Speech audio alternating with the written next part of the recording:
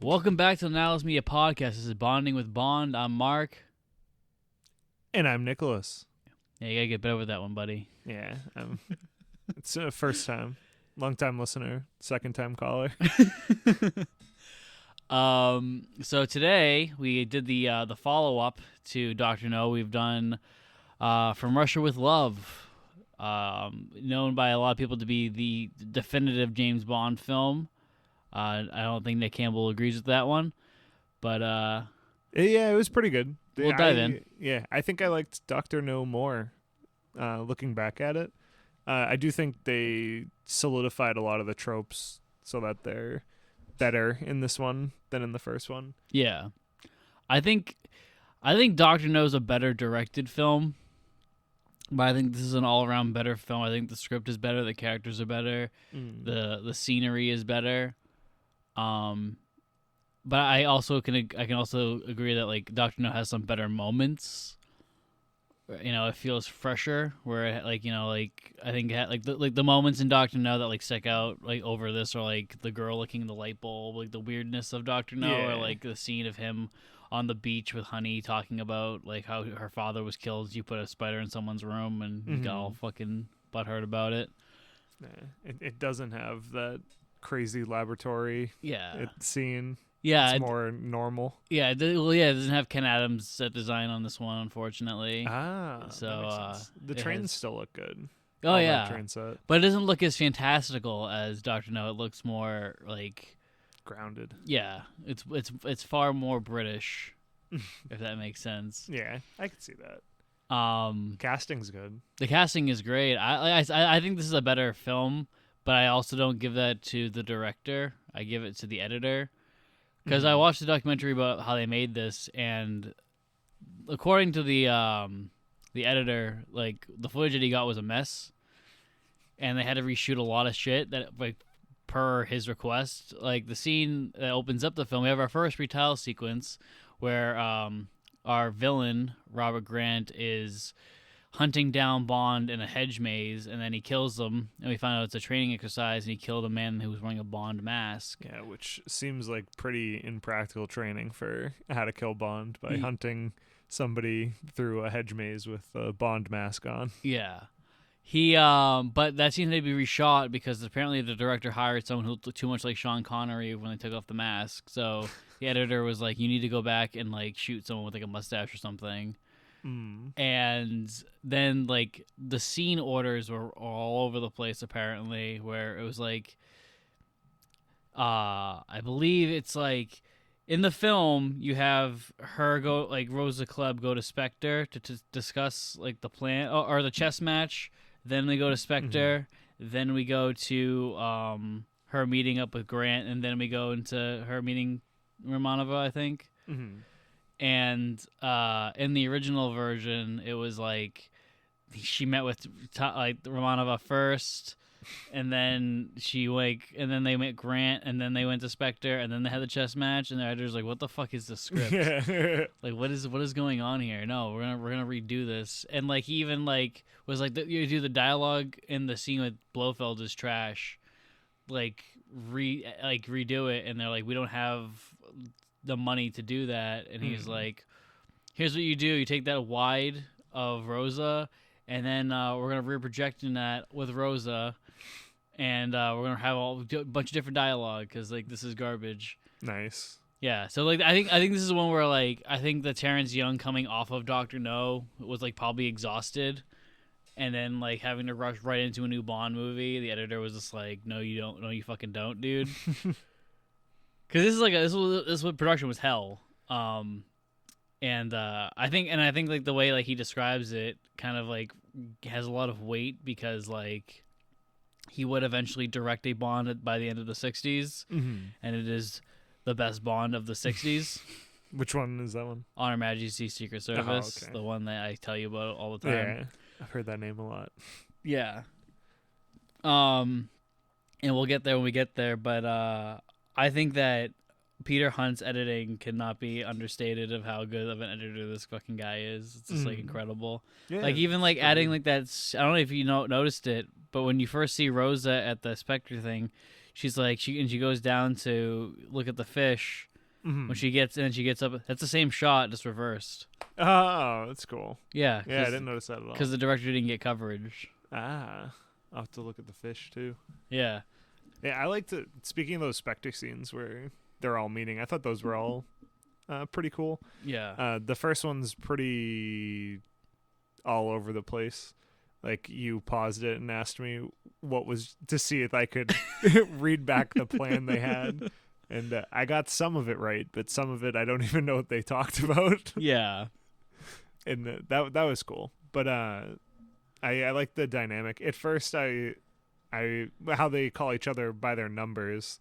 Like, he will is it Blofeld will either call you by your last name or your number just randomly throughout the conversation. Yeah. And I was like, what's the point of a code name if you're gonna immediately giving the identity away? Yeah. But Mark was telling me about kind of showing off the ranks through the number, and that made a lot of sense. Yeah. I love, so as I said before, this is the first Bond movie to have the pre-credit sequence, which was pretty good, not great, but it was a good tone setter. Yeah, I think it was interesting. And then we had our first big title sequence where we had like the woman dancing type shit, where they had like projected names on their bodies, which I thought was an interesting touch. I really liked it. I have been told that now that is shows up a whole lot, but I thought it was a cool change from the first one with Dr. No having, it was kind of like just those dots kind of chasing each other. I liked that. I thought that was kind of stylistic, but I liked how this looked, and I like how the Craig ones look, where it's its own little like project in itself, kind of trying to tell the storyline just through visuals. Yeah.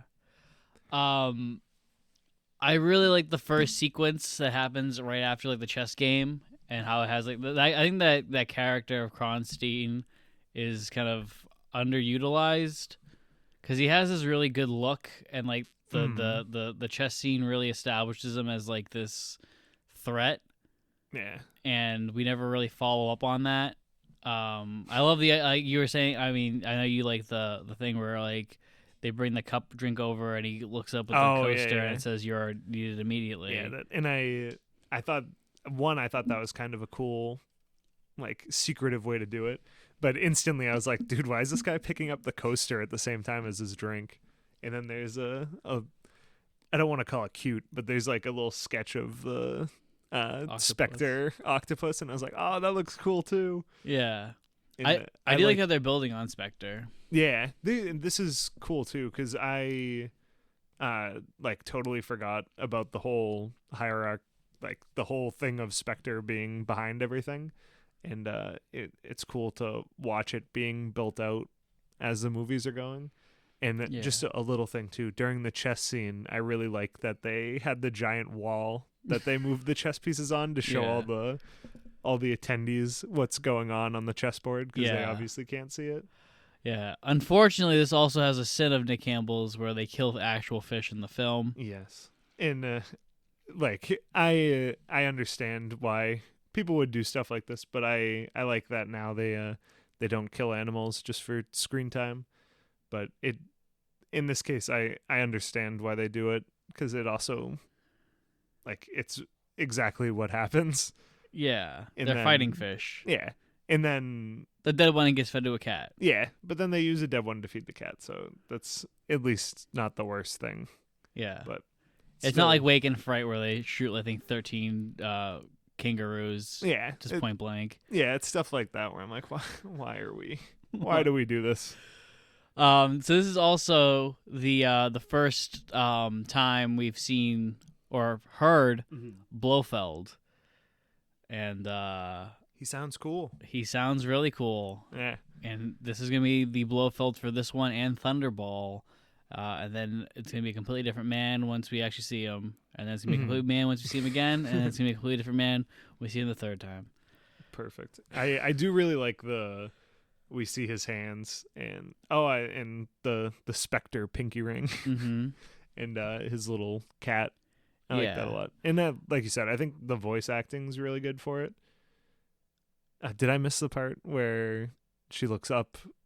They reverse the shot. Oh yeah, you did. I'll watch this movie again, I guess. Yeah, we're watching it as we're talking about it again. I love Blofeld is debatably the greatest Bond villain. I think there's one better, but we'll get to that someday.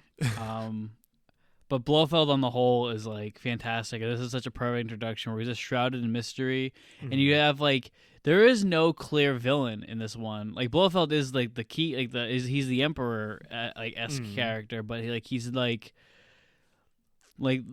the villain is the conspiracy, which is what I like, and it feels like a movie with just henchmen, which is like some of the best things about Bond is the henchmen. Yeah, and like, I think Kronstein's a really good henchman for like the screen time that he's given, even though he's in I think three scenes only. And I really love Rosa Klebb and like the weird lesbian undertones they add to her character. I don't know if you picked up on that. Yeah, there's when we get to that scene too, there's a part where she has that little like stick whip thing.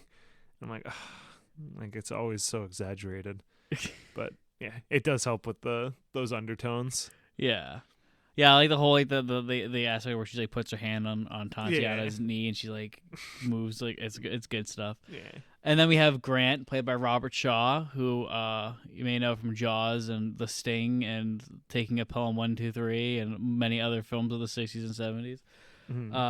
He's great. He's definitely the best villain in the film because he's just so weird and he looks like a Nazi.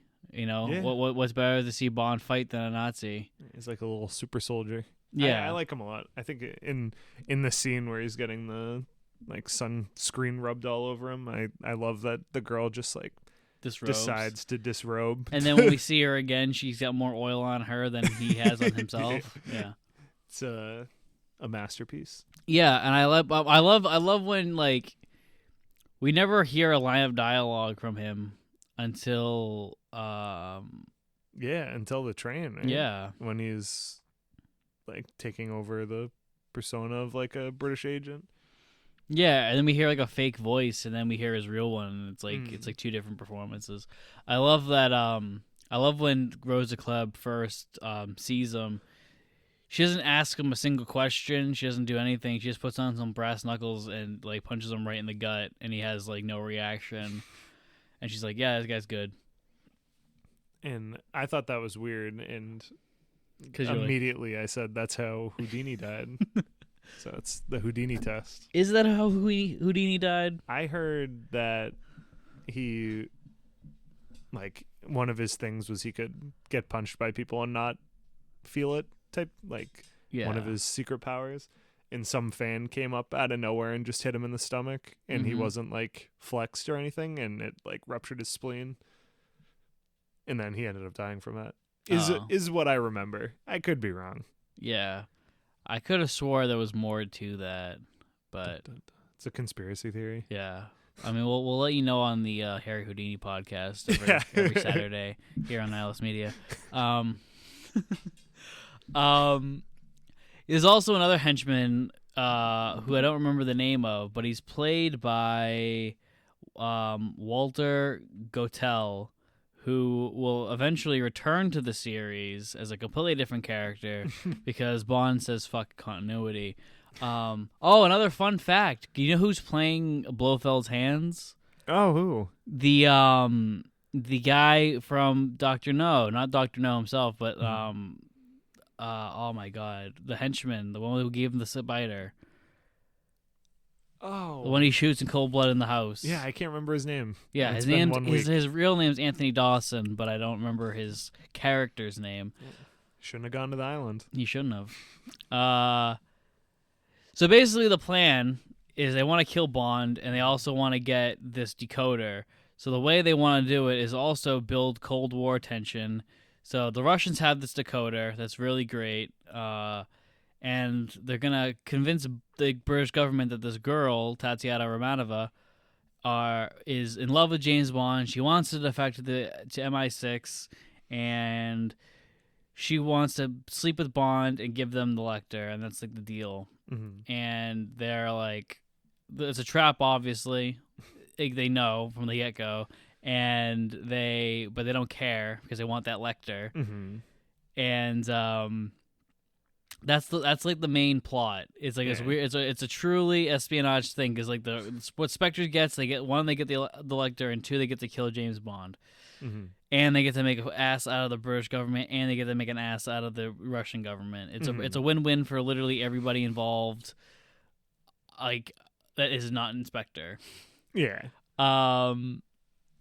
And then one of the things with it too is like they talk about it looking like a trap, and they're like, "Yeah, the British love when it looks like a trap." Mm-hmm. They're like, it makes them double down. Yeah, And then they double down. immediately double down. Bond's just like, let's do it. Let's go. Send me out there. I'll fucking do it. Yeah. So Bond's getting told this by M. Bernard Lee, and we have Lois Maxwell as Moneypenny. Actually, let's go back a bit. Oh, we forgot the girlfriend. We forgot about the girlfriend because the series is going to by the end of this movie. Sylvia Trench from Dr. No returns, the girl from the poker game and who was playing golf in Bond's button-up shirt. Mm-hmm. She's back, and she wants to eat and have sex, and Bond is not interested. I think he's interested. He just has work. He does have work. He postpones work for it. He's like, so yeah, basically they're gonna have sex. She points out a scar on his back. Mm-hmm. And then he's like, I never turned my back on a woman since. Ha ha ha. And then immediately turns his back on her. Yeah.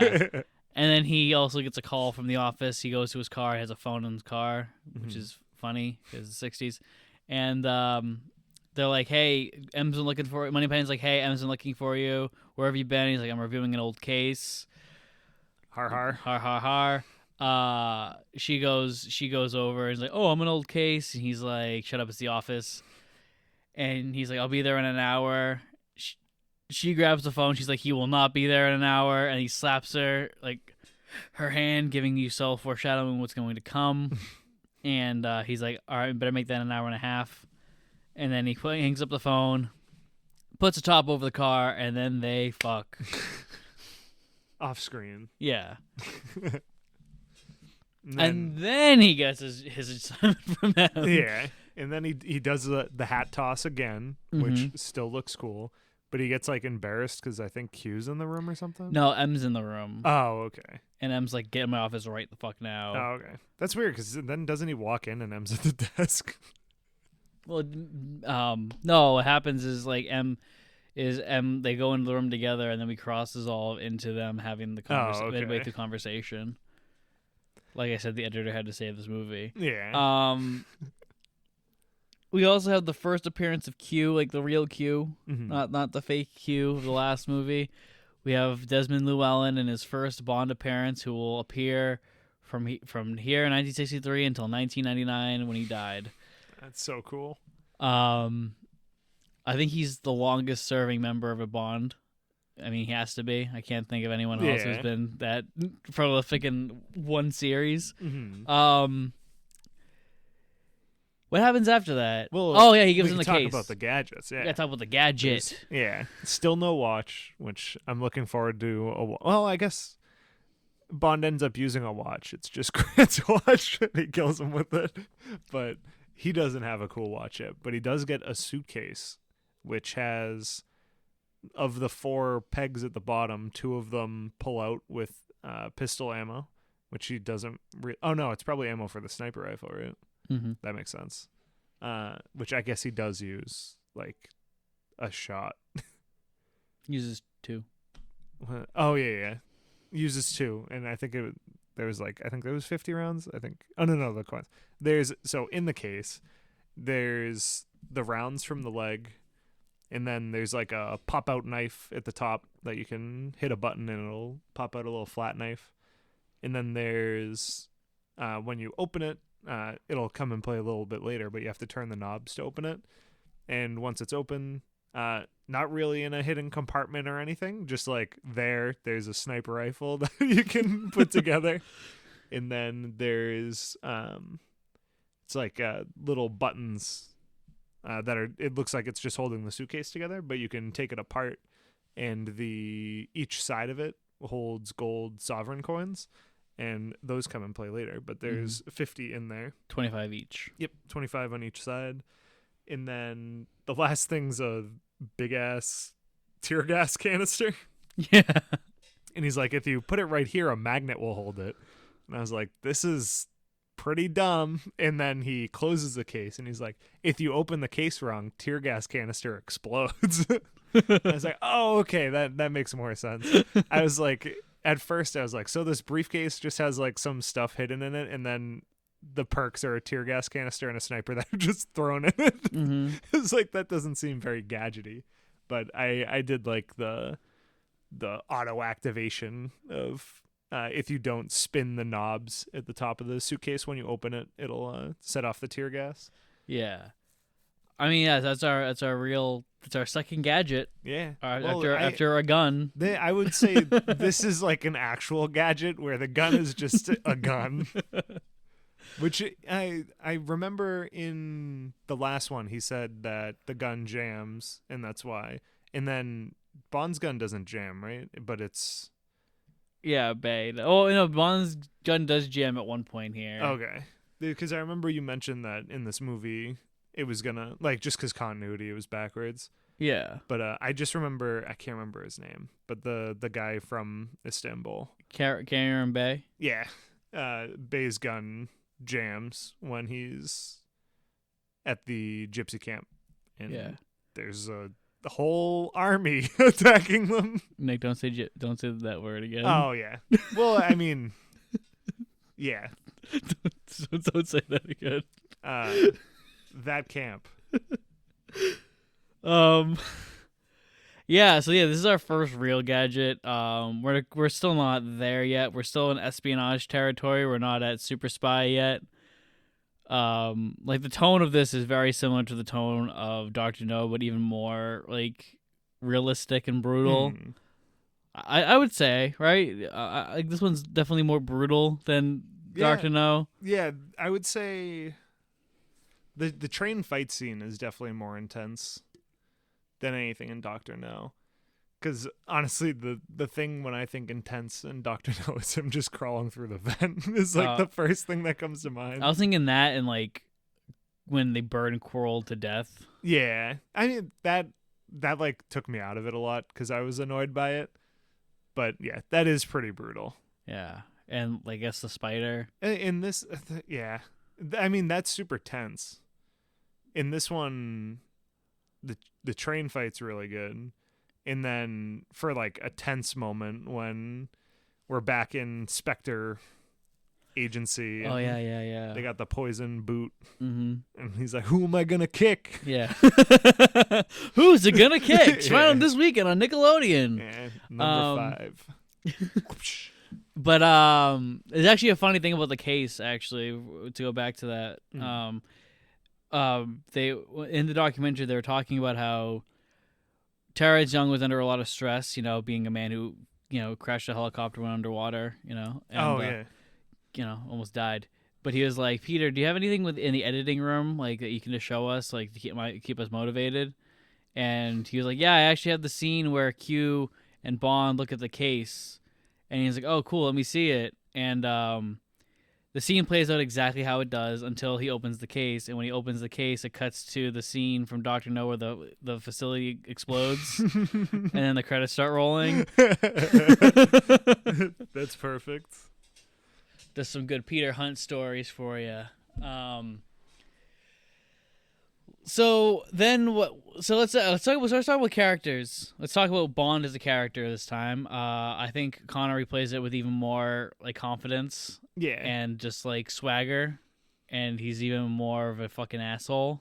Yeah. I think he plays it again like he's learning more about the character that Bond is, and he's embodying it really well. I'm trying to think of exact moments. Like, I guess this one where he's signing the picture, and writes "From Russia with love," which gotta go through and have the name pop up. It's got to be in a song, and he has to say it at some point in the movie. I would say the part 2 where he's being chased by the helicopter. I felt like And you mentioned that he was doing his own stunts too. I feel like that also brings you more into the spy character. Yeah. I think this one has a lot of just like those brilliant Connery moments of like, I think you mentioned it earlier where it was like Grant gave Bond a business card. And he was like, what?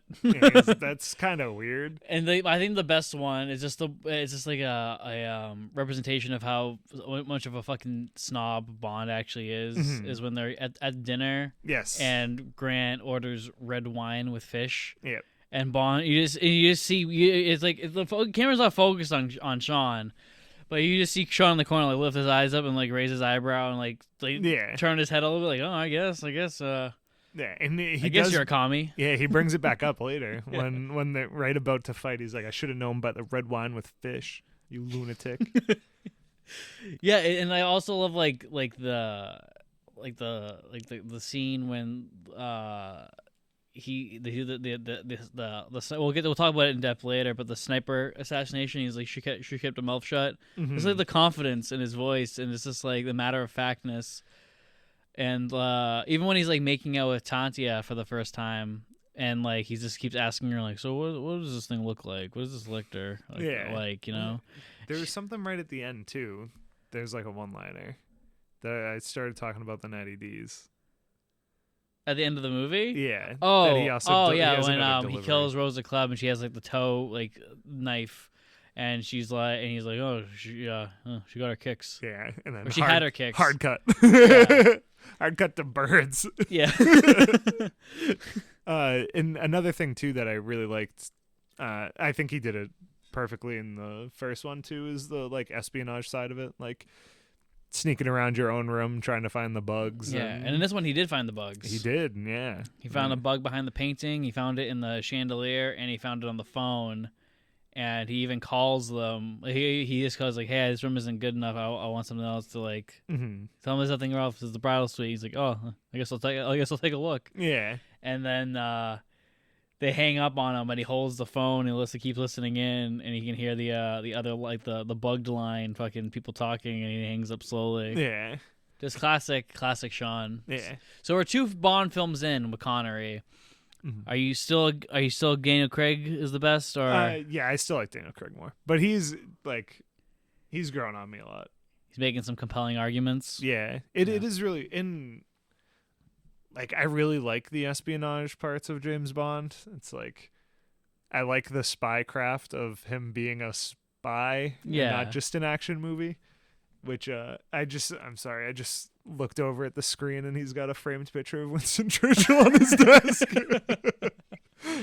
Yeah. That's beautiful.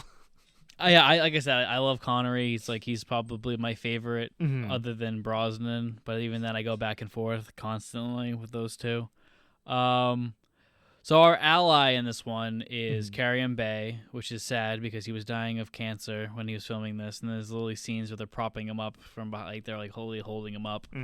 But he did everything because he wanted to leave money for his children, and apparently it was very devastating for the cast and crew when he left because he died only weeks, or he committed suicide rather than suffer through the sickness and have his family look at him in a weakened state. He just took a bullet to the head. And I think Carrion Bay is a much better of the allies than Dr. No. I think that he was better than Felix and Quarrel. There's just such a warmth and a charm to him. Yeah, I also love that everybody else is his son.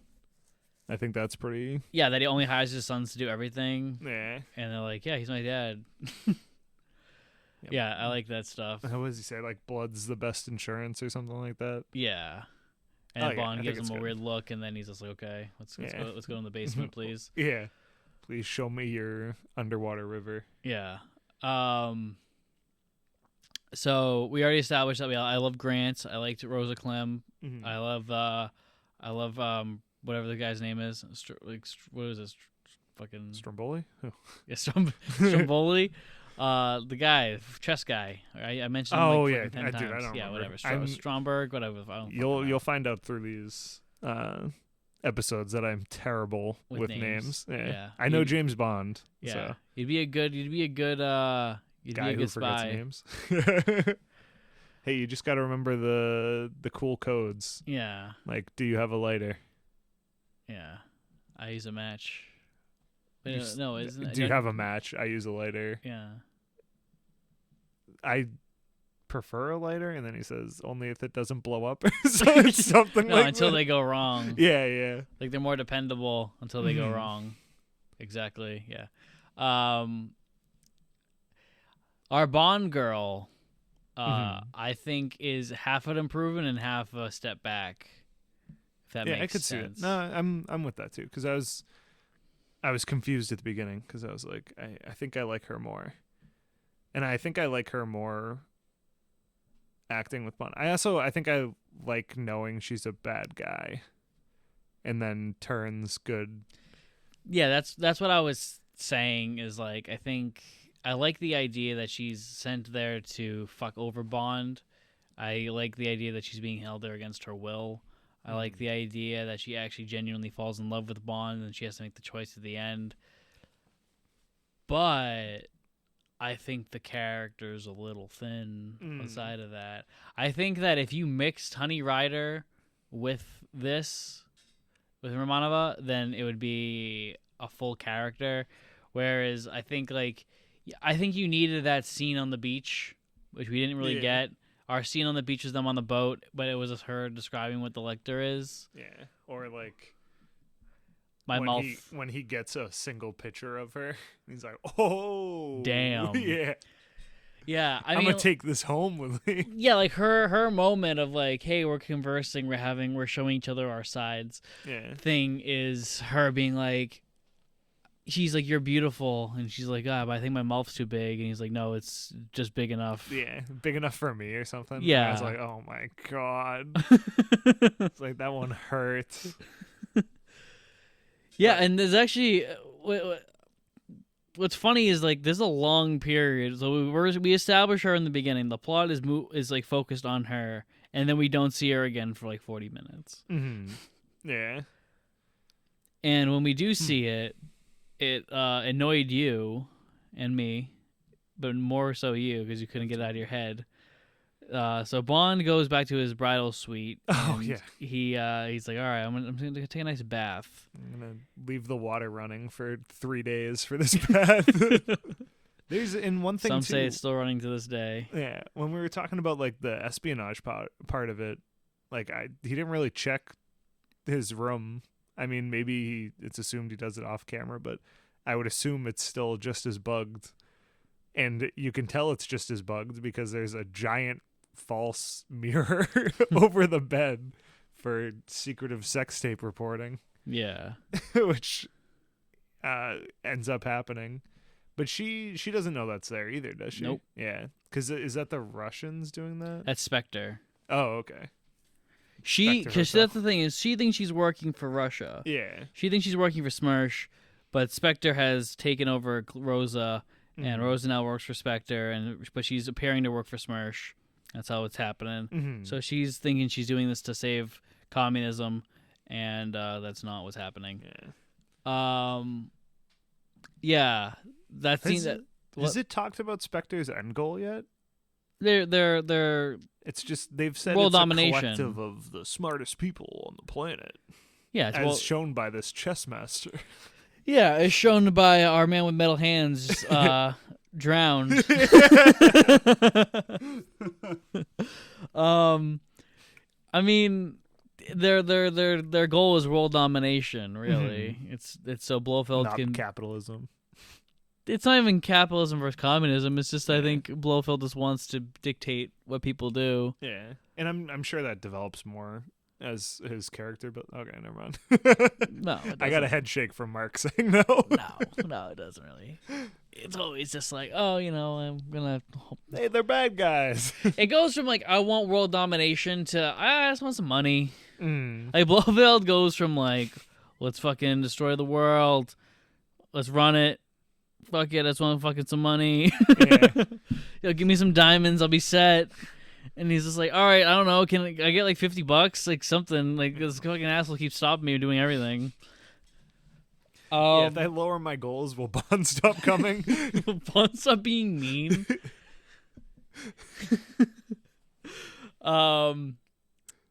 Yeah, so the first time, so Karen, there's a great bit where Karen Bay is basically like, Bond, I don't think you got anything to worry about here. Just chill out here in Istanbul, and we'll like fuck some chicks. But we'll fuck some chicks and have some food. And Bond's like sick. And then the next day, Karen Bay is like reading the paper, and his really horny wife is like, just keeps saying his name, and then she pretty much guilts him into having sex with her, which is funny. And because he has sex with, or because he's gonna have sex with her, the building explodes. So that is all right. Yeah, this is where saved his life. This is where the thing gets complicated, actually, because there's like so many moving parts here. Yeah. So because Grant killed a Russian Asian. Yeah, but Grant looks British, even though he's Spectre. So the Russians think it was the English. So they retaliate by trying to kill Karen Bay. By using a purple bomb. Yeah. I forget what they called it, but it lit up purple. Yeah. And then now the Bay is like, I wonder why they're mad at us. So they go to his submarine. What are those called? They go through a periscope. Like periscope. They go through like this weird underground thing to check in on the guys, but I don't think this scene makes sense. I don't even know it's on screen right now, and I don't even know what I'm supposed to learn from this, honestly. You're supposed to learn that the guy at the table is this master assassin. Mm-hmm. That's what you're supposed to get from it. Because remember, he's like, oh, that guy kills for pleasure. Keep an eye on. Yeah. Remember that guy's face. Yada yada yada. I must have forgot his face. Is he the one who goes to the drifter camp? Mm-hmm. Okay. Yeah, and he's also the one that comes out of the mouth. Oh, okay. Yeah. This makes sense. Yeah. I just realized that I had no idea who came out of the mouth. I was like, that was a cool scene. Yeah. Yeah, but here's why I think this doesn't make sense is because they have this like weird like periscope thing under the Russian thing, what somehow they don't know about because it's moving around in the room with them. Yeah, but also the thing about that is like I don't know why they did that. Let's go check out. But they have no sound there. Yeah. So even if like they see who's in the room, it's like, oh, the Russian ambassador's in there.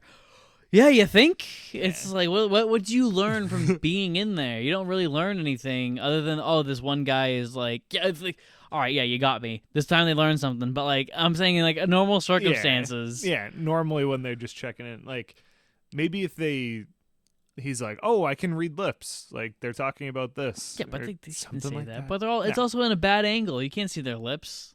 Yeah. He should just go in the room. Just hide behind a plant. It should just be a hole that his head pops out of instead of the periscope. Yeah. I also think it'd be less noticeable than the periscope. Yeah. Because like that thing doesn't look oiled. So like that thing's and like there's no way that thing ain't going.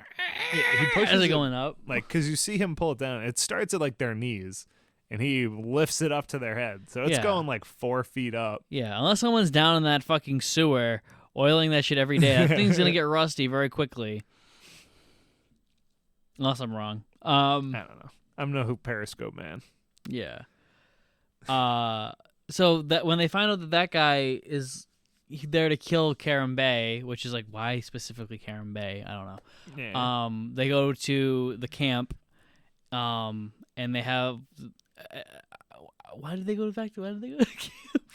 I think he's just trying to show him a good time or something. And he was like, "Oh, I got these drifters are my buddies." He's like, "I'll go check in with them," and then they're fighting over a marriage or something. And yeah, so there's these two chicks, and they're fighting over. They're both in love with the same man. So obviously, the only way to decide who should marry him is to have them fight to the death. Yeah, but it's like the chief's son or something. It's like some big deal. Yeah, I don't remember who it was. I can't imagine it's for some random dude. Yeah.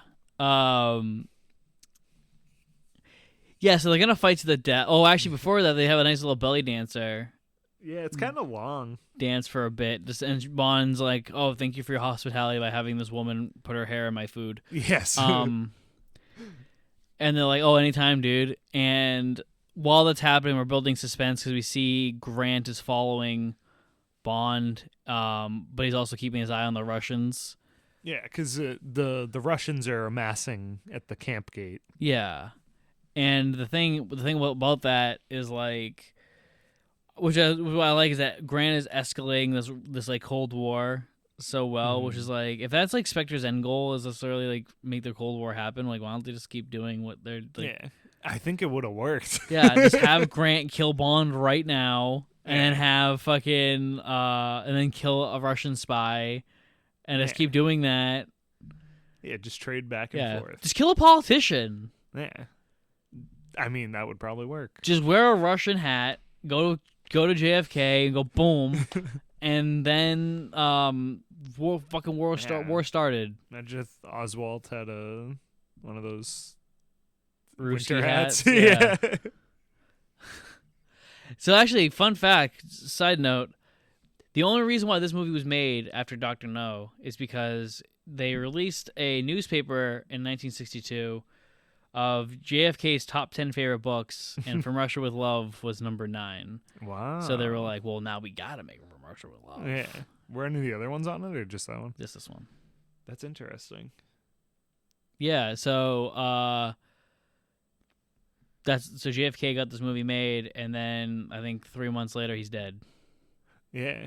And well, at the end, so they must have known they were gonna make another one after this too, because it has in the right before the credits, it's like, James Bond will reappear in Goldfinger, Avengers Endgame Part 2, in Dune Part 2. Man, I don't want to talk about that. I haven't seen Dune yet, and Mark drops that it's only a Part 1, and I'm very upset. Yeah. But Bond almost made me forget, but now Mark's brought it back up. I mean, technically every Bond is just a Part 1. Yeah, it's just a constant Part 1. Because every time it's like James Bond World Returns, like, well, now I gotta see the next one. When are we getting? Goddamn, where's Octopussy when you need it? So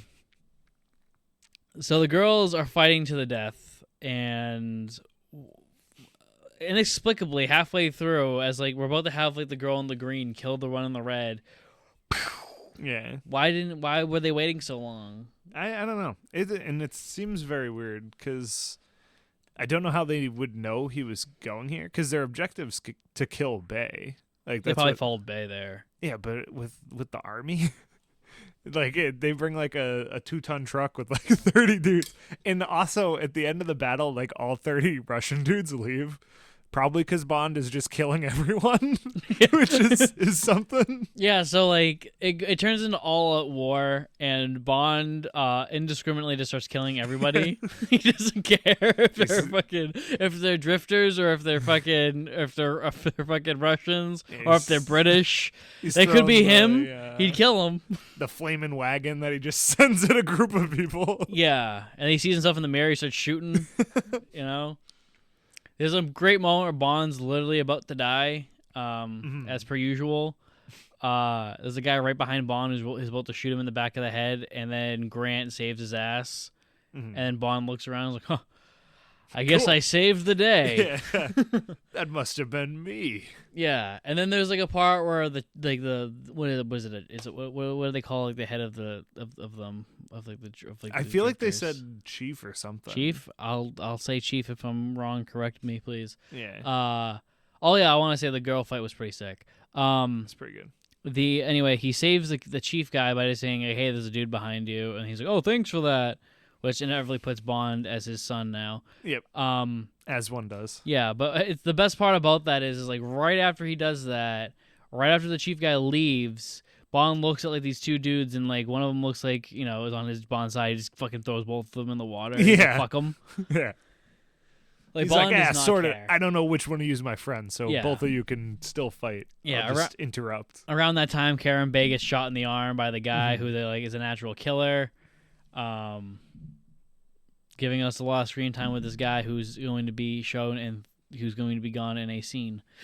Yeah, and now that I think of it, so Bay knows where this dude's hideout is and where his escape route is, but when they see him in the conference room, he's like, "Oh, he's been out of Istanbul for years." It's funny that he still had the same hideout. Well, I think it was more of like he found espionage because it's a spy city. Yeah, that makes sense. So everyone knows what everyone's doing. Like, he even mentions it earlier because Mm-hmm. they play off of the Dr. No thing of like where he gets off the airport and he goes into a car and he starts driving and he's just like, and then he's like, I think we're being followed, and then the guy's like, yeah, of course we're being followed. We're in the fucking spy capital of the world, you idiot. Yeah. They follow us, we follow them. We make it easy for them to know what we're doing. We make it easy for us to know what they're doing. Mm-hmm. A partnership. Yeah, a partnership in the Cold War, Yeah. making it colder. But It makes it a little warmer. They're all buddies. So after this like big action sequence, which is phenomenal, Bond is like getting ready. He's like getting ready for bed, and then the chief guy is like, "Listen, dude, you're like my son now," and he's like, anything you want, like, just let me know." And Bond's like, "Yeah, don't let the girls kill each other anymore." And he's like, "You got it, you soft pussy," which is rich. Yeah. And he's like, "Okay, they're yours. Figure it out." Yeah, so yeah, they basically bring like two girls to Bond's tent, and they're like, "Hey, bang these two, and tell us which one's the better one." And he's like, "Oh, that will take some time." But then they fall in love with him, and he Wah, never wah. picks who marries the whole reason the thing started. Yep. So we're back at square one, and they probably were both killed due to like. Yeah, just because this scene's on screen right now, literally every Russian that was there walked away. Yeah. Even the ones that died. I didn't realize that Bond was pouring wine on Bay's bullet wound earlier. I like that a lot. God, he's so suave. So good. Yeah. Is there any other characters that we haven't talked about yet? I think that's everyone. I'm trying to think of. On the train, there's the two Russian people, two Russian agents, or I think it's only one agent actually. Oh yeah, but they get killed. Yeah, yeah, whatever. they end up catching Bay, and then they end up dying together in the room. Yeah. Which is it's because Grant probably killed them both. Yeah, that's I assume that they didn't like fight each other. I assume it was like Grant found them and just was like, "Oh, you're also in this room. Time for you to die too." Yeah. So basically, after Bond goes back, he ends up at his hotel. He sees Tatiana. He talks to her small mouth, and leaves the bath running. Yep, they're filming him fucking, and then they go out. Then he's like, "Listen, what I want you to do is I want you to give you a map of the Russian embassy." And we're gonna steal that goddamn Lecter. We're gonna blow it up, and then we're gonna steal the Lecter. And she's like, "Cool." He goes to the thing. She leaves like this thing, but this Russian guy almost gets it. Grant kills him because Bond is incompetent, and then Bond matches the map with one that Karam's talking about, so they know it's legit. They blow it up. They grab the Lecter, and then. Wait, no, they don't blow it up yet. They go on the boat and they talk about the Lecter, and we find out that Bond and M bought hookers in Tokyo. I totally missed that. You missed? I thought so. In that scene, I thought they were saying that like he was like Moneypenny leave just to be like, "Oh, Bond's talking about banging girls again," and I didn't realize that it was with M too. It raises a lot of questions, really. Like, was it a foursome or a threesome? Yeah, with your boss? Yeah, with that old crusty man. Yeah, I'm gonna believe it's that. Foursome? Yeah, and allow that for the beginning of the next movie we watch. I'll just picture that intimate relationship the whole time. Yeah. While they have awkward. Do you think M and Bond kissed? They would have had to. Yeah, it's really good because she's like, "Tell me, James, is like those Western girls as exotic as like whatever?" And she's like, "Well, me and them had a wild night in Tokyo once." And he turns out, "My man, that's all." Karen Bay, also one of the highlights of the film, around the same time as that, is Karen Bay gets his revenge on the guy who shot him in the arm. Mm-hmm.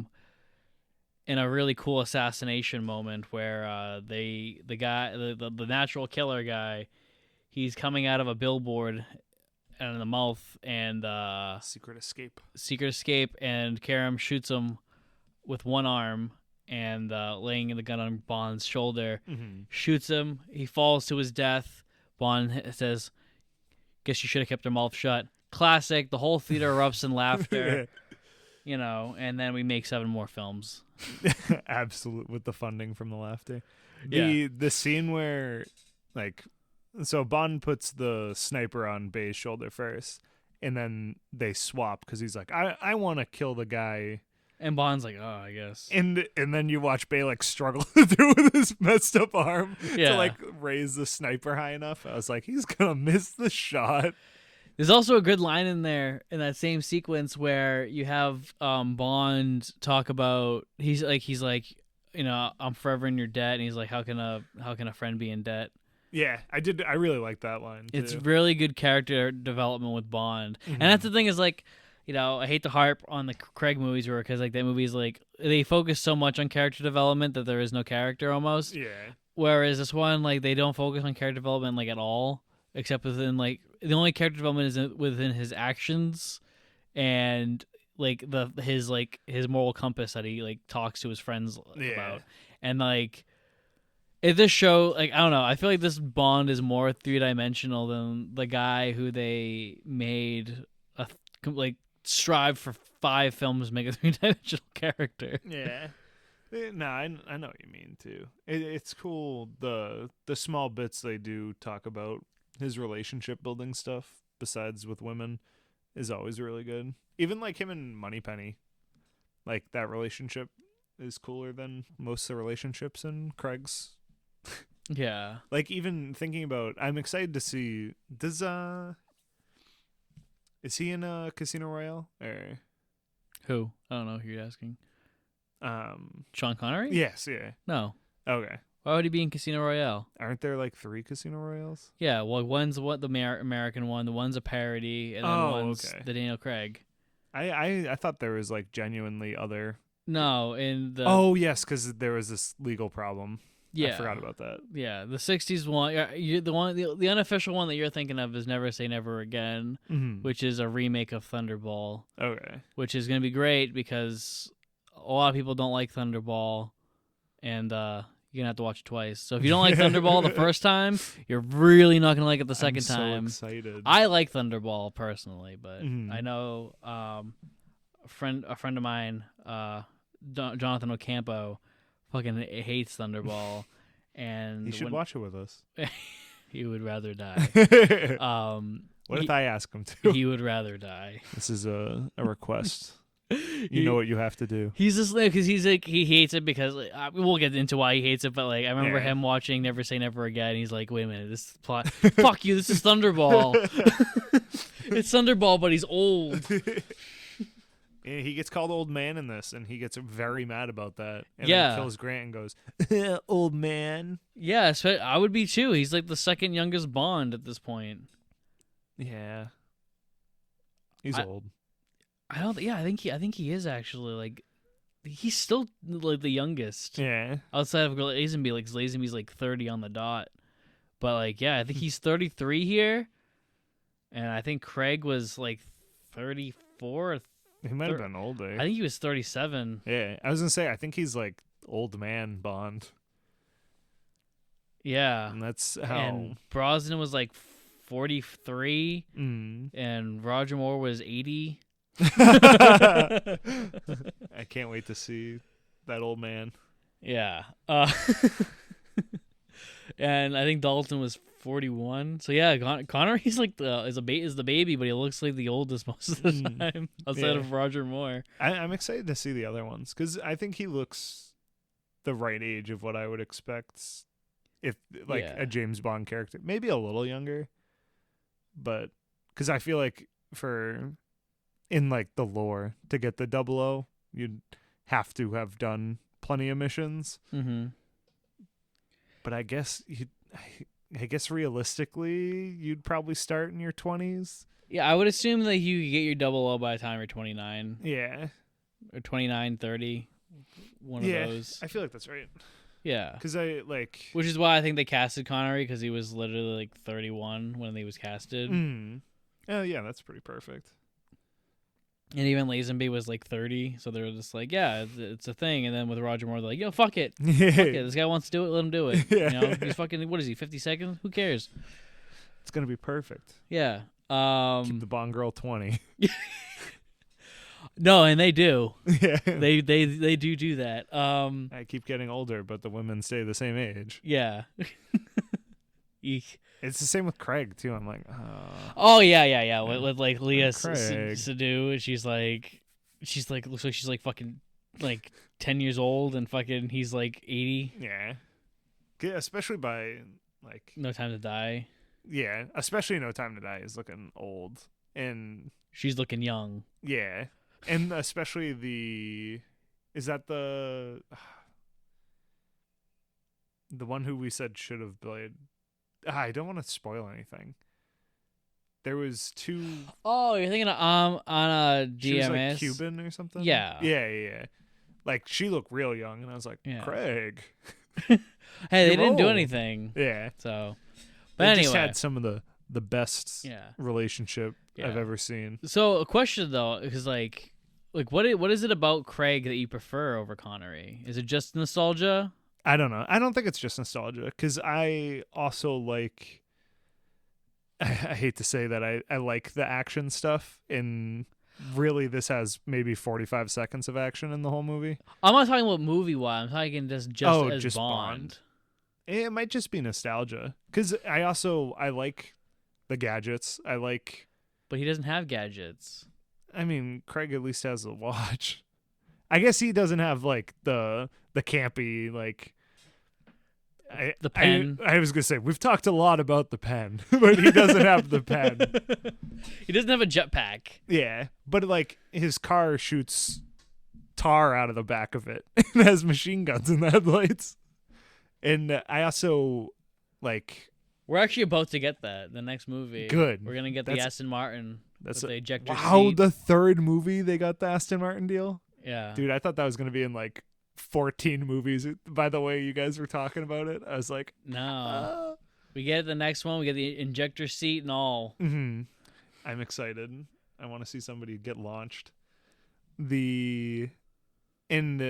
Just from like additional guns too. Like I think the pistol stuff's cool and it's more intimate, but like I guess he has a sniper rifle in this. But like, in just the first thing that pops to mind is like Skyfall with the shotgun, like the old hunting shotgun and stuff. Well, because this is your first like go through for the entire series, every episode I'm going to ask you your ranking of the Bond actors and the Bond films. I would say I would put him and Craig in the same space. Yeah. And like this movie, I already said it, but I think I liked Dr. No more. But I do think this was good. Yeah. Like, again, almost like tied. But I think if I had to watch another one right now, I'd probably pick Dr. No. And I don't know why, because I really like Bay, but I think I liked Felix and Quarrel. And Quarrel, like having two allies versus just the one. I think I liked. Sorry to interrupt. No, that's fine. Was it also like the setting? Yeah, I mean, I like all the setting there except for the lab at the end, and not even like I like the like weird waiting room they go in at first, and then I think their room is all right, and I love the like vent crawling, but like that last scene where it's like the nuclear reactor and water, and they have these weird see-through hazmat suits on. I'm like, I liked everything else more than this. Yeah, I think this one has a much better climax than Dr. No. Oh yeah. Oh, there's this part in this movie where we already talked about it, but when they the 3 Spectre members meet again, and they're talking, and it gets super tense because one of them's gonna die, and You think it's Rosa Club because he keeps talking, both keeps talking down to her, and Chess Boy is like, the plan was perfect. Rosa fucked it up. I didn't fuck it up. Yeah, I'm perfect. Yeah. And then he's like, you need to go get that back, and it cuts, and I was like, oh my god, the movie's not over. I was like, it felt like a organic ending for it because they kill Chess Boy with the shoe. Yeah, Chess Boy gets shooed. Oh, and this movie, this is very random, but on the boat scene, there's a baby on a leash, and I loved it. I have no idea why, but I was excited to see a kid as an extra in the movie. Yeah, that's actually how that was the inspiration for Korn, and they wrote "Freak on a Leash." What? That little girl? No, I'm kidding. I wanted to see if you'd buy it. That's perfect. I was like, that would be so obscure. Yeah. Scatting. Yeah. So once they get the Lecter, they go on the train, and the Russians like try getting them. Karen Bay and Bond put a stop to that very quickly, and then Bond starts macking on Tatiana. He starts being actually very nice to her, which is really cool. Yeah. He's, hey, I bought you a bunch of clothes. He does like this cute thing with his hands, where he's like, look, I have nothing on my hands. And he puts it away, and he has the dress on his hands. He does magic. He does magic. I said it would have been a better magic trick if he reappeared wearing the dress with his very hairy body. Yeah, with his chest hair poofing out over the crest of it. What do you think of this, darling? Yeah. Will it look better on me or you? James. There's a cute moment in that sequence where like she's like alone in her room, and she's like playing with her hair, and she puts like a little mustache, and she's like, and then immediately Bond knocks on the door. She's like, oh shit. Yeah, I really liked her. I thought she had more character than Honeywell. Honey Rider. I think like I said, I think she had like, I just think there needed to be one more moment. Like maybe more about her actual life outside of Spydom. Because the only thing we're told is she's been in love 3 times. She's not gay. Ask about it. She's not gay, or at least she's not. She might just not like her. Rosa, and she ends up loving Bond because it's like that's like all she has. Like she has like cool, cute moments. Yeah. But I just think that's just simply due to her being a better actress. Yeah, that makes sense. Not having to be dubbed. She is dubbed. Is she dubbed this whole movie? Yeah. Oh my goodness. I got you again. Yeah. I think it's the same dubbing actress too. Oh wow. Who was it that I was like, wow, this is very dubbed? It was the Russian henchman that guy. Yeah. at the training camp. And they're at a helicopter, and the dubbing is just so off. Like it's like seconds behind his lips. I think maybe what that could have been is like like what Peter Hunt was saying, like dialogue trash, rewrite that shit. And so like they were like, but you're not gonna be able to tell us like he's saying it. You're gonna tell he's not saying it. And he's like, I don't care. Yeah, he goes, like, it'll dude, work better. Like it will be better. Trust me. Yeah, I like the idea of completely editing the movie, everything. You're like, we'll leave it, but we're changing all of the dialogue.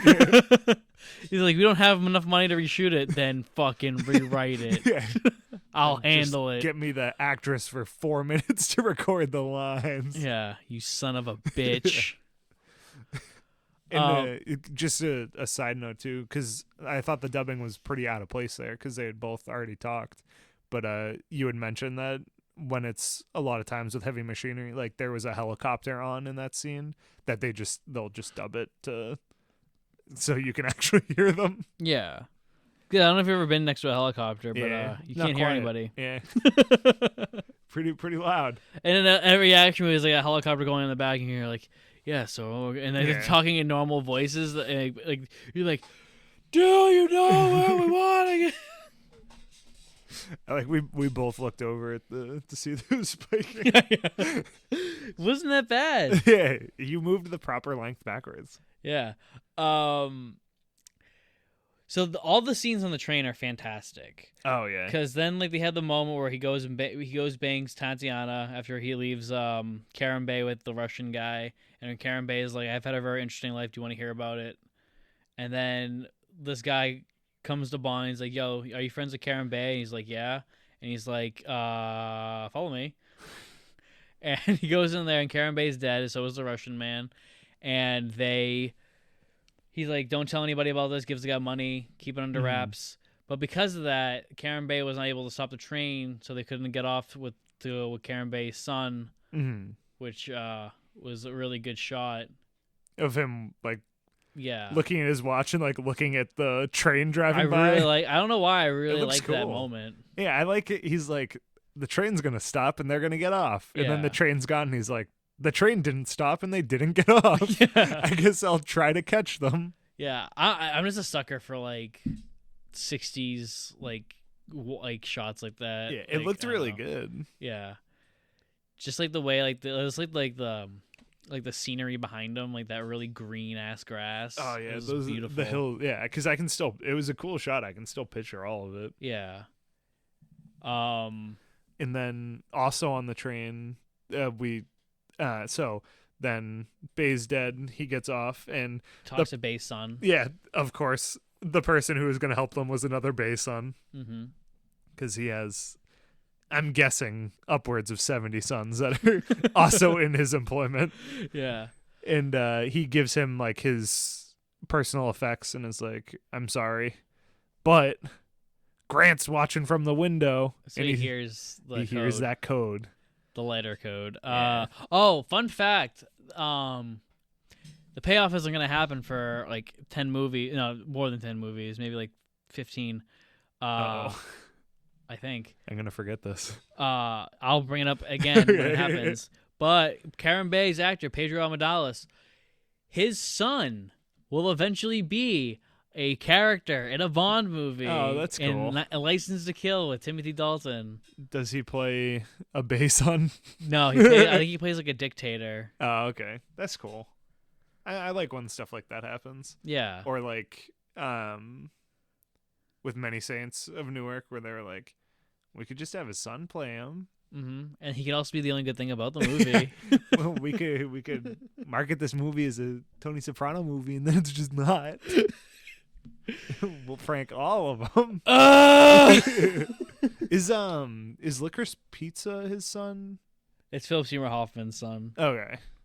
That's what I was gonna say. I think that's another one where it's the Hoffman son, which I'm so excited. Yeah, that'll be good. I'm. This is off track, but Last Night in Soho is gonna be sick too. Yeah. Now I got tickets for Thursday. That makes sense. No, that's still on track because in the trailer, when she goes by the 60s, the first thing she sees is a giant poster of Sean Connery. Yeah, is it Thunderball though? It's Thunderball. We're close. Yeah. 2 movies from now. Fuck you. That's it. I went to Foxwoods on Friday, and there was like a slot set up, and it was like 007. And I was like, oh, is it like another time to No Time to Die? And I walked up, and it was like Connery movies, and they were showing like frames from them and stuff. I was like, this is kind of fun. Yeah. And it was like playing the Thunderball trailer and stuff. I was like, yeah, look at that. I was like, I know these now. Yeah. It's because like Connery's Bond is just more iconic. Yeah, it's especially more than Craig. Yeah. Like I think him and Brosnan are the 2 most iconic. Yeah. I also like as everybody knows, I really like Craig, but I think they're more like, if somebody said James Bond, I would picture them before I pictured Craig. Yeah. Yeah, I think it's just because like it's like there was something, I don't remember who said it, so I don't want to but to quote somebody who, this is not my thought. They said it was like, because it was a joke. It was like, they said that there was the 3 Bs of the 60s, which was Bond, the Beatles, and Brigitte Bardot. But it was really Bond, the Beatles, and Batman. Adam West. I think it was Adam West who said that. I like that. Yeah. I mean, that makes sense. Especially in Adam West, I picture him as Batman still. Yeah. And there's been better ones. Have there, though? Me and Colin, no. Well, back off track. For Batty for Batman, that show that crashed and burned very quickly, we watched the Batman 66 one, and Colin was going in fully expecting to despise it because he'd never seen Adam West before. and he walked out being like, "That's one of the best Batman movies I've ever seen, and one of the funniest comedies I've ever watched." Nice. Have you ever seen that movie? I haven't seen the movie. I've seen some of the TV show because my dad also really likes Batman. Yeah, that's a really funny movie. Yeah, even like the show itself is funny too. Oh, A lot of the skits and stuff. The timing's always Perfect. something. Yeah. Anyway, back to Bond. Back to what you came here for. This reminds me of like this one podcast I listen to called Goosebuds, where they talk about Goosebump books. Nice. But then like they'll go on like a tangent about 9/11 for like an hour. At least ours is like movie related still. Right? At least it's part of the bees. Yeah. You know? Yeah, we have to keep it to the bees. Yeah, so let's talk about the Beatles. Yeah. Um Helter Skelter.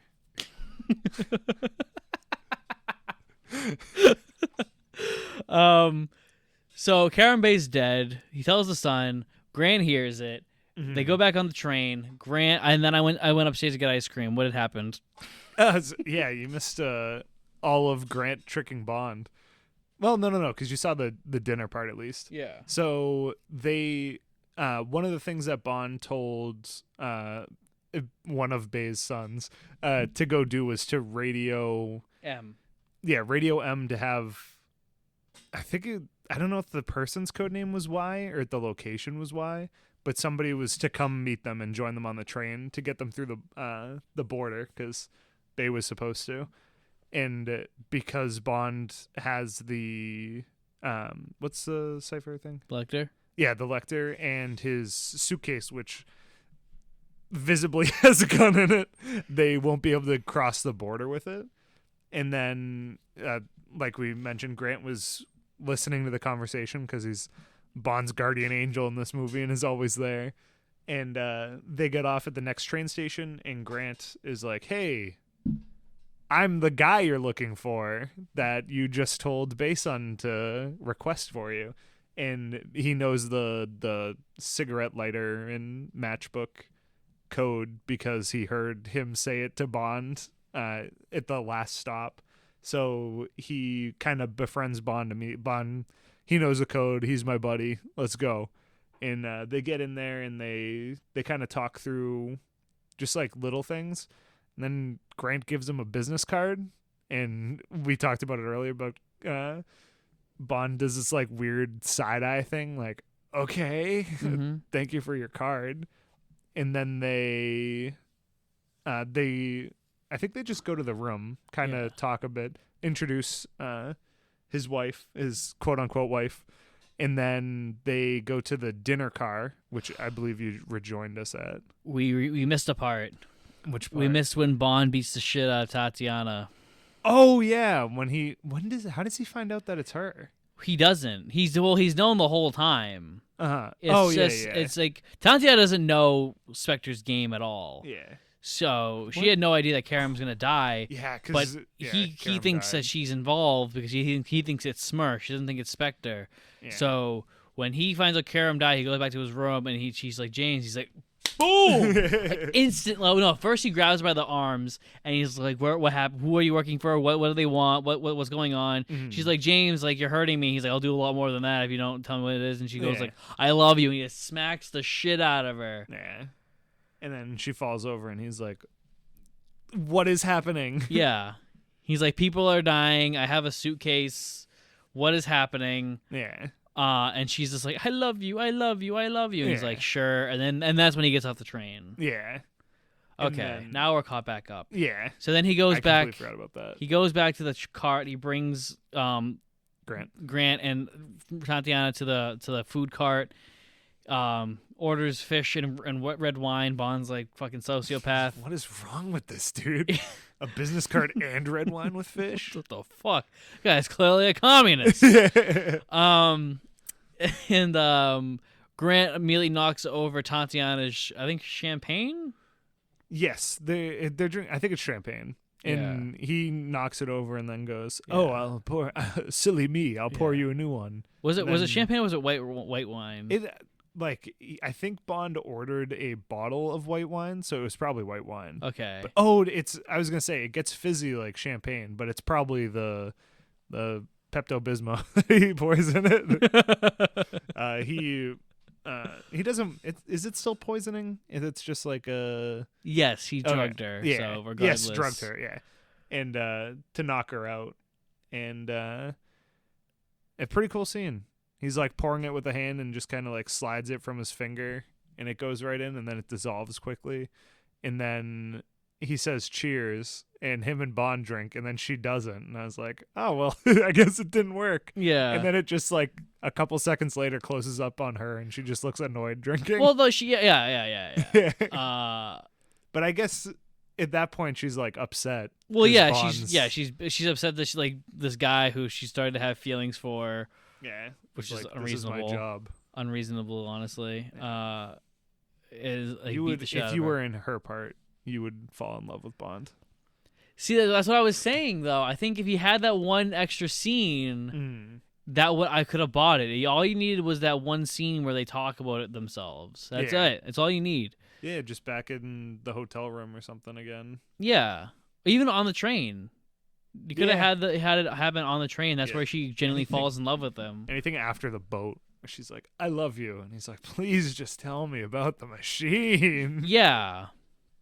Yes, like right after, like right on the train, like Karen Bay's in this thing, and then like instead of just being like, "I'll take it off," which like of course have that scene, but have it after that, like they're laying in bed naked, they just fucked, and they're talking, and then you have like the whole a nice little moment, but no. Yeah, I definitely think that would have added to it, because I kind of, that's one of the tropes that I'm always like, oh, they just like, he has this like spell that he puts on these girls all the time, and all of a sudden they're in love with him after 2 interactions. Yeah. And willing to just do whatever. Yeah, which is like true if he was like going to when he goes to America, because he has like an English accent, so it's like obviously that's like that is a spell. That's a good point. So, but he's not in England, he's in fucking Turkey. Yeah. Oh yeah, here's the scene when he beats her. So that's always fun. So did we talk about this last episode? We didn't get to the gunfight though. We didn't after dinner. Oh no, we'll get there in a second. Okay. I was just gonna say, have we talked about like your opinions on Bond hitting women? I don't think so, but so far, because he does it in Dr. No too, right? Kind of. It's something. He like grabs her hard. Yeah, it's something like that. I was okay with it there. This one I'm fine with, because he knows she's a spy for the well, in his eyes, the bad guys, and then she's withholding information, so he hits her, and I'm like, I'm okay with that. It's also the heat of the moment. He thinks she just killed his friend. Yeah, who he's talked about being good friends with the entire movie. Yeah. And she just fell in love with him in 3 scenes. So in that, I can grade them throughout the series. This one top 10 Bond slaps. Yeah, this one gets a pass for me, but I can see this quickly declining into just being Bond hitting women. Yeah. But in this case, I think in this case it works. And I think, like I said, I think I said this in the last one. I think in most cases it works because like usually it's like a bad person. Yeah. And it's like the fate of the world is in the hands right now. It's just like, oh, there's a bomb. There's like a missile about to hit the Earth in like 15 seconds. Mm-hmm. What's the code? What's the code? What's the code? Yeah. And I'm glad he's not like laying into her. Like I'm glad it's just like if he like. It's not a punch. Punched a girl in the face or something, and she like came back with like a bloody nose or something, I'd be like, whoa. Yeah, no, what do you think he is, Batman? Yeah, he just headbutts her. Yeah.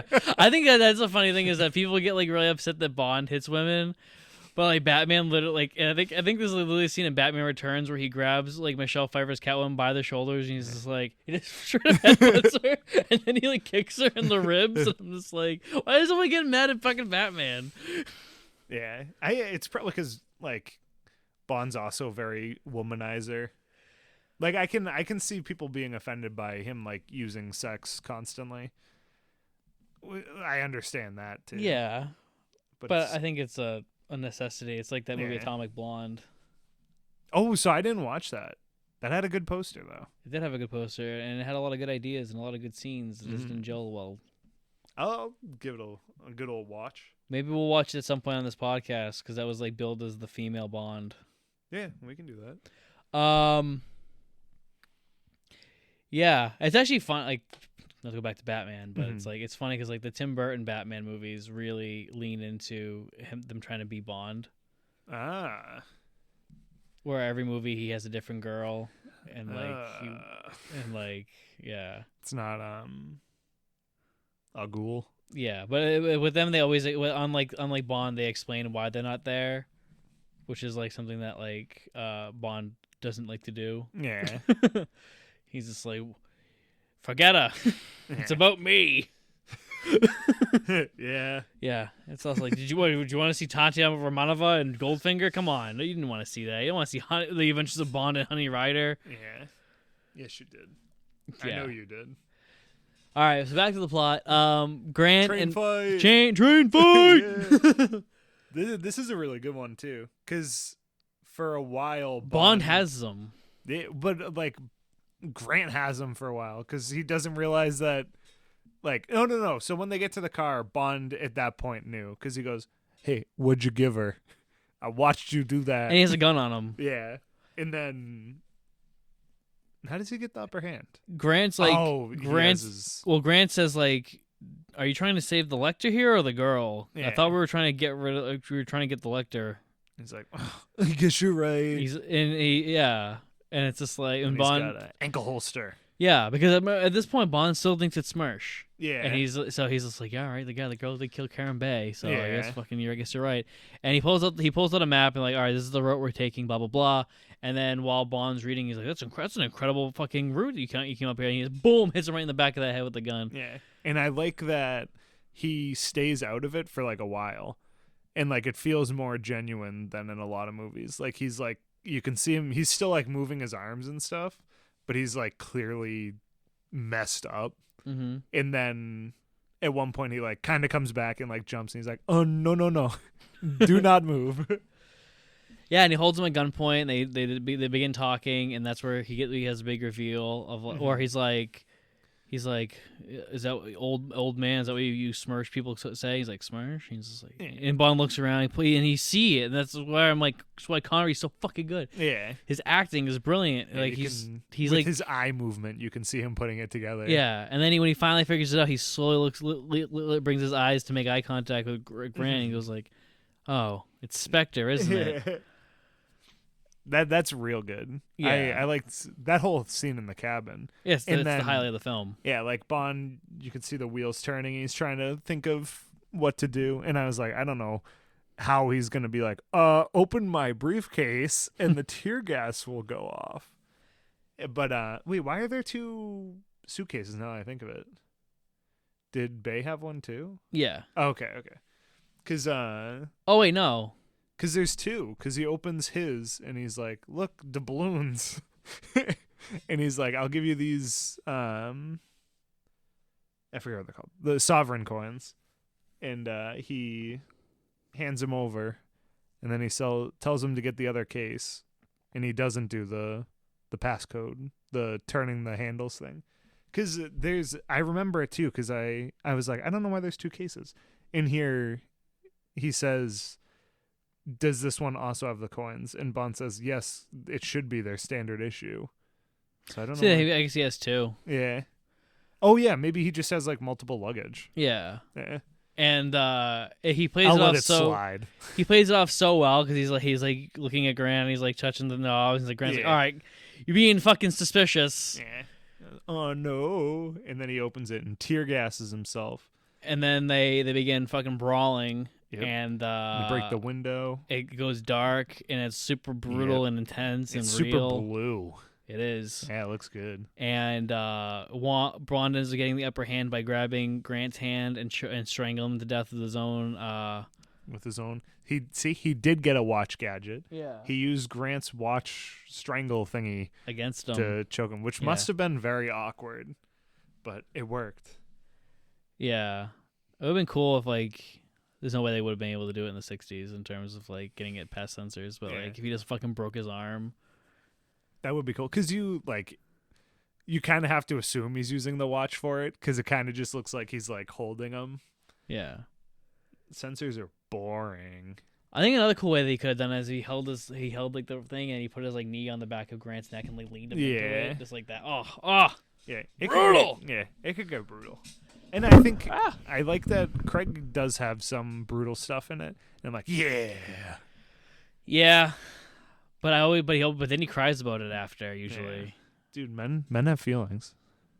Yeah, I know, but like Bond doesn't. I mean, Bond, yeah, but that's oh my god.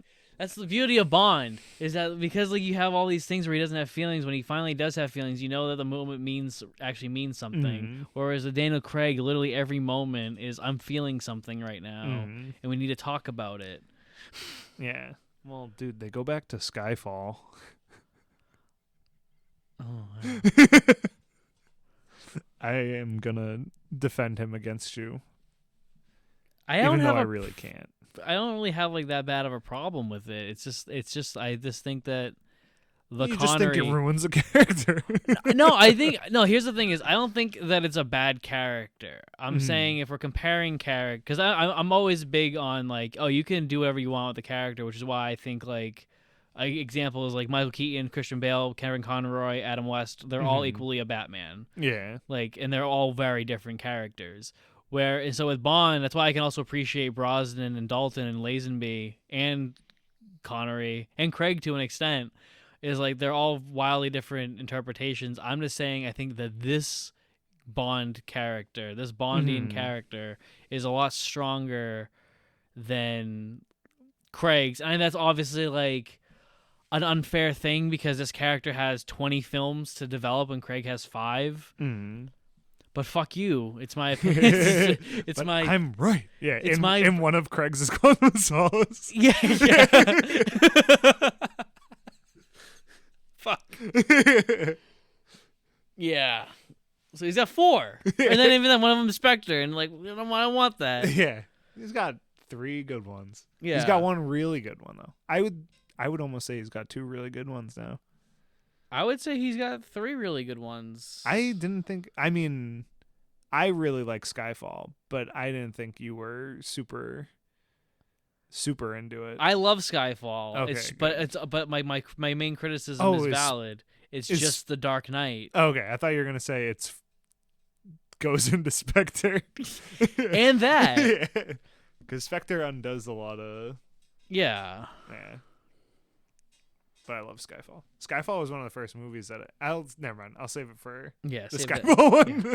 Yeah. In half a year. Yeah. So Bond kills Grant. He grabs the lecture. He grabs Tatia. She's like high as fuck. So she's like, I don't know what the fuck's going on. He gets into a flower bed. He kills him. The flower bed. Yeah. Doesn't he kill a man? Probably. No, he's alive. He puts him in the car. He throws him in the water. Then he kills him. He takes his belt off, and I was like, I don't know where this is going. But then he uses the belt as handcuffs. That would have been the craziest twist. And just then knocks him. He throws her in the bed of flowers, which it looks really nice because all the colors. But then when a helicopter starts throwing grenades at you, and you got this basket for grenades to catch, and you got your lady in the basket for grenades to be caught in, you gotta get out of the truck. Yeah, and Bond ends up getting out of the truck. The helicopter chases him. It's very much north by northwest, but not rear projection. But somehow north by northwest is still better. But that's also because it's Alfred fucking Hitchcock. The guy's pretty good at what he does. I guess. But I mean, I've heard a lot of people like say that the chase with the helicopter is boring.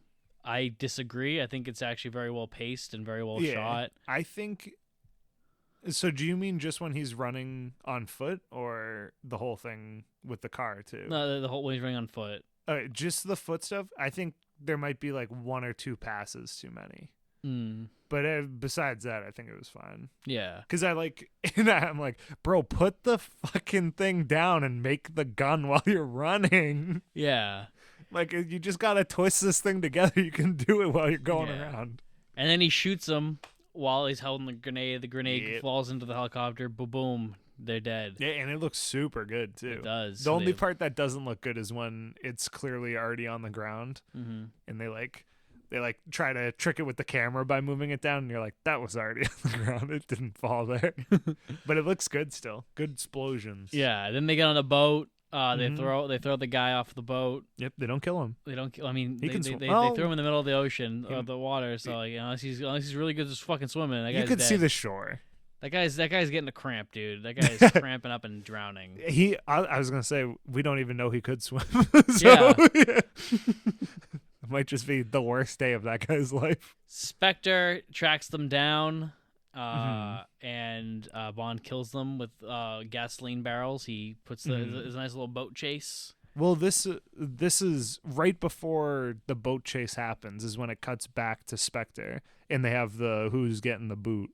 And I was like, oh, cool. This is like a nice way to end it. Like James Bond got away, and like now the bad guys are trying to choose who gets the consequences. And then they go get him. And I was like, oh my God, the movie's not over. Mhm. It's like, this is so sick.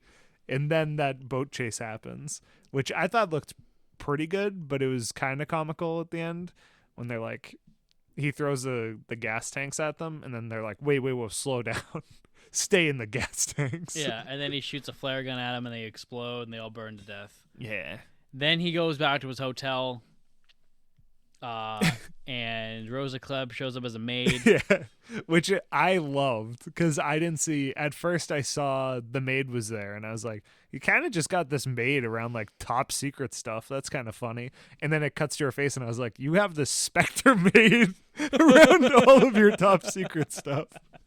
I was like, this is perfect. Yeah. And then he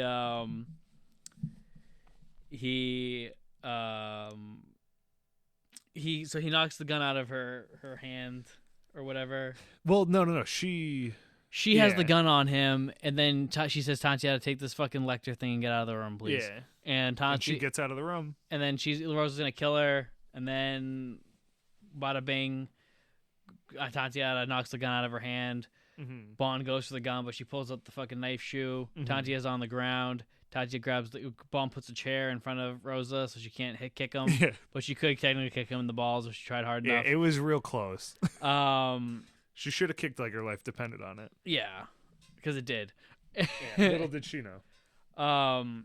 And she ends up. Oh, yeah, the great moment where Tatiana makes a decision. She's pointing the gun at Bond. She points at Rosa, points at Bond, points at top Rosa. Boom, kills Rosa.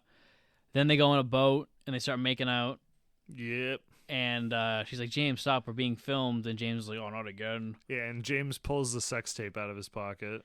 Yeah. He looks at it fondly. Yeah. And she's like, what is that? What's on there? And he's like, I'll throws it show in the you. water. Before he's like, I'll show you. And they start making out. And he fucking throws in the water and waves goodbye. Mm-hmm. James Bond will return in Goldfinger. Mm-hmm. Which we'll be watching when's this come out? Tuesday. Next Tuesday. The illusion of podcasts. I mean, it's not that disingenuous. Yeah, we have good turnover. Mark only takes like a night to get this out. Yeah. Yeah, so final thoughts on the film. What did you, because you said you didn't like this one, you didn't like it as much as Dr. No. What did you dislike? So as you know, we have it playing in the background as we're talking, and it's back to the train scene where they're fighting, and it's so good. And it's making me like it more than Dr. No. But, I don't know why originally I was like, I liked Dr. No more. I don't know if it's just because Felix. I like the friendship dynamic in that movie was so good, and it's through most of the movie. And I think it's a little different because it's like you got Felix and you got what's his face that I always forget his name? Coral. And I don't know. It kind of feels like he has two completely separate friends, even though like they're kind of the same guy. And Felix is only there for a little bit. In this one, like Bay is pretty solid, and like I love that it's his sons is everybody. So I don't know. I'll sleep on it, and because this might be better than Dr. No. I think it's better than Doctor No. I think the espionage is taken to another level. I think that the action's better. I think The action's definitely better because I hate the flamethrower tank. Yeah. The dragon was a little too silly for me. Yeah. I think that the storyline is better, where it's just like everyone, it's not like a basic like, oh, this guy got killed, figure out why they got killed, Bond. It's just like everyone is a real like a spy thing where everyone has their own, like, their hands in different areas. Ooh, somebody placed a trap for us, Bond. Let's jump in. Yeah, and then it's just like, oh, they were getting played. The Russians were getting played. Fucking Spectre was like playing everyone, and it makes Spectre come as more all powerful threat rather than a guy with metal hands who drowns because he can't grab onto fucking metal. Yeah, and like I don't know if I liked Dr. No more because it was like the tease of Spectre. It's like, oh, we got all these big brain people, but I think this was cooler actually seeing it, besides the silly number stuff. But it's still teasing Spectre because you still haven't seen Blofeld. You don't know what Blofeld looks like. Yeah, but it's like you get a better idea of how the organization works rather than like why Dr. No had his own island, and also Dr. No is a silly name, and the yellow face was terrible throughout the movie. Yeah. I think I like From Russia with Love more. I got to think about it. I'll let you know. So right now, my ranking is best Bond movie we've seen is From Russia with Love, and the worst Bond movie we've seen is Dr. No. So right now, we have a pretty perfect series. Yeah, know what? I think I'm gonna change to From Russia with Love. I'm starting to think that it might have just been that it was the first Sean Connery movie that I saw. Yeah. That I was just like blown away by it. Yeah, I think his one-liners in that one are better. Yeah, but I think everything else in this one's better. Yeah, I like this Bond girl better too. Yeah. Besides the beach scene. Yeah. Because that's just so iconic. Yeah. The thing that when he keeps saying Dr. No, the thing I keep thinking of in my head is when she's like, "Are you looking for shells?" And he's like, "No, I'm just looking." Yeah. And then he puts his gun in his butt pocket. I don't know why, but I just like that scene where he's putting it just looks so funny to me, and I love it. Yeah. But the Day for Night is so bad. And Dr. No? Yeah. Yeah, and this one it's way less noticeable. Well, it's most of the movie. It's not as noticeable as like it's not like we're seeing clouds. Yeah, in Dr. No it was really bad.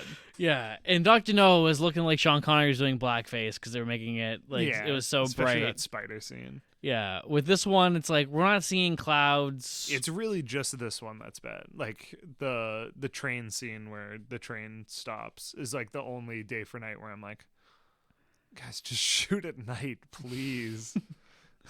They don't have the budget yet. You're not in black and white, dude. Stop.